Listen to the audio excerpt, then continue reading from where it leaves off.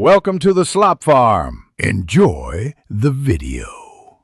You start by checking battery health in settings so you know baseline capacity and whether performance management is active. This tells you if the battery is degraded. Once done, update iOS to the latest stable release because system updates often include power optimizations. Now enable low power mode and lower screen brightness immediately to reduce load. Make sure background app refresh is limited. Apps using background location or heavy refresh drain power quickly, so stop them from running unnecessarily. Next, you refine settings that have large cumulative effects. Switch mail from push to fetch or manual and lengthen fetch intervals because frequent network wake-ups cost battery.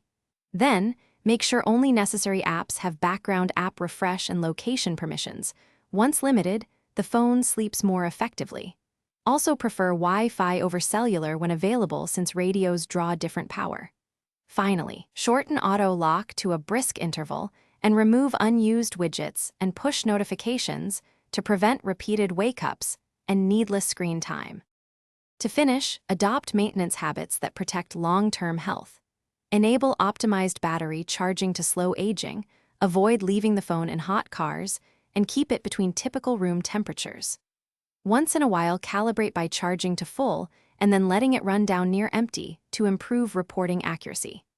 If your maximum capacity is very low or the phone dies unexpectedly, restart the device, try reset all settings, and if problems continue, contact Apple support or visit a service provider for battery diagnostics and replacement. Thanks for watching. Consider subscribing if we helped you today.